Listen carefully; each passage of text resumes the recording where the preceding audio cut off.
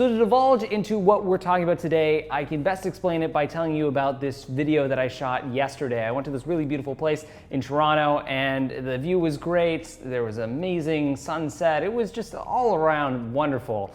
But the biggest thing that sucked was that my audio when I got back into the editing suite was just rubbish. It was windy, it was crackly, it was off my iPhone, so the audio wasn't the greatest.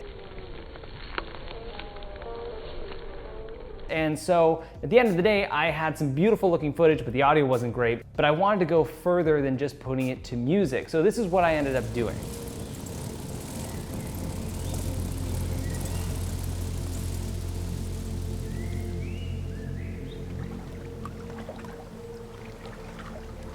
So with that being said, let's go into our editing software choice, mine being Premiere Pro CC. So now that we're in our editing software, you're gonna see the footage and the shots here. What I'm going to do now is I'm going to compile my clips and sort of assemble some sort of scene.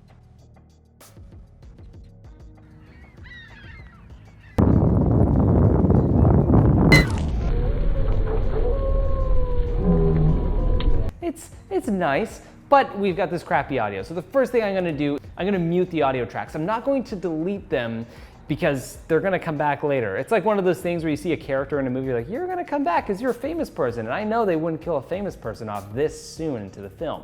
So mute the audio tracks and then watch your footage now. Try and find some key points, some key elements that you see within that shot that are really standing out. So for me, I see the seagulls flying, I see some water splashing, and the overall ambience of maybe some trees. So those are the three key elements that I'm really seeing within this scene. So what I'm gonna do is go onto my favorite website, freesound.org, download the audio tracks of those things. So I'm gonna download the sound of seagulls, I'm gonna download the sound of waves splashing. I'm gonna do the sound of like trees rustling. And if I skim through my timeline just a little bit more, I see the shot of Raven riding the bike.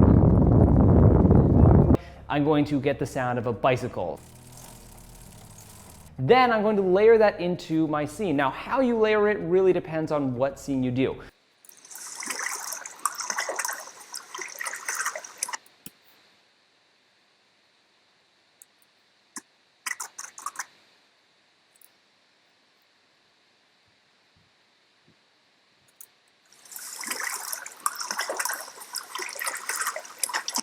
Okay, so now it's time to start layering all the different audio. So we just threw in some sound of water, and if we trim through this clip, we're gonna find some sound of forest, some birds, and we're gonna find this nice little sweet spot. And I'm gonna kind of try and layer this in throughout the vast majority of the video, seeing that we are within a forested space. It can create a really nice ambience. Now that I have that, I'm gonna grab a clip of these seagulls, find a really good spot.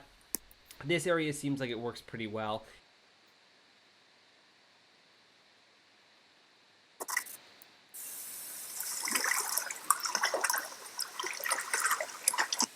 The next part is like more kind of tree sounds.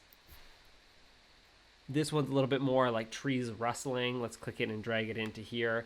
I'm gonna have this play out for, again, what you wanna do is to make sure that the sound corresponds with the visuals. So now we've kind of got this timeline full of different sounds and everything playing out, and as you can see, it's just kind of a cluster here, and if we play it directly, what we're gonna get is a bunch of choppy audio. The audio is just gonna start splicing in really quickly. So the first thing you wanna do is fade in all of your audio clips. So what I do is I grab my pen tool and fade it up very minutely.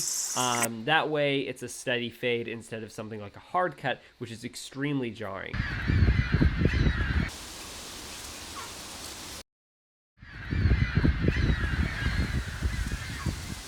Sometimes that can work to your advantage, but if you have a lot of hard cuts, it's very noticeable and it doesn't feel as organic as being out in the woods would be with natural fading audio in real life.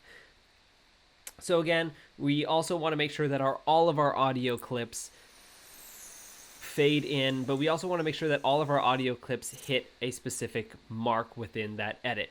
Make sure that what you're seeing is what you're hearing at the same time. Sometimes you can J-cut it, which would be bringing it in a little bit earlier before the shot plays out to kind of introduce your audience to what the next shot is going to be. But I'm just kind of playing around, tweaking all of these. And if we can hear now, singling out, individualing out this one track, this is all that's playing in the background. So that's kind of going to be our Foley for that space there. But I'm gonna cut it here and make it hard cut so that when she goes onto the bike, it's very, very distinguishably different than our last two previous shots. So I'm gonna adjust the volume here, make it really, really minimal because it's such a harsh sound. And then it gets cut off to when she's on the path here. Okay, the next thing that we're going to apply is we're going to make a incision at this point here and drag down the volume because, again, we don't want it to be super duper impactful because, again, this shot, the bicycle is nice and far away from the camera, and then what I want here is for it to be very hard jarring cut. So that distance is very distinguishable between the two shots. And for me, I kind of want to J-cut this in so that it fades into this segment a little smoother. See, that feels a little bit better in my eyes. So remember how I told you those audio clips are going to come back? Well, here's where they come back. Take all of the audio levels of your original clips and just bring them right down. Some of the ones that don't really have distinct audio, I would just take down to 0%. But this one I kind of like. There's this one with the sound of the seagulls, and I want to play that for you guys here right now.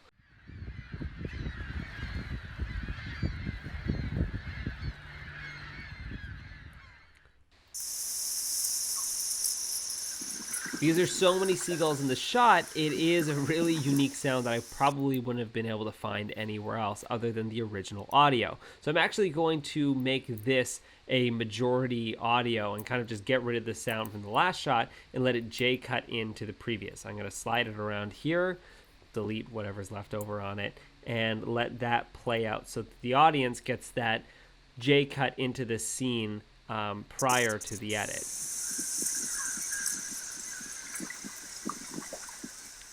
See, doesn't that feel a little more dreamy, more cinematic? Overall, that's how you can boost up your visuals, taking an iPhone video that looks like this to this. We'll just add a little bit of color grading to it. One of the biggest things that's overseen in most video productions is audio. So when it even comes to videos on your cell phone, the first thing that's going to detract you from the scene is poor audio. So make sure that that ground is covered, and then no one is going to be focusing on they're going to be focusing on the dazzling view that you had that day. All right, guys, if you like this tutorial, take a look at all the other videos that I have available to you. If you like it that much, please give me a subscribe. That would be incredible, and I will see you guys next week. Yes! And I just said yes because I completed the video, and I feel very, very pumped about that.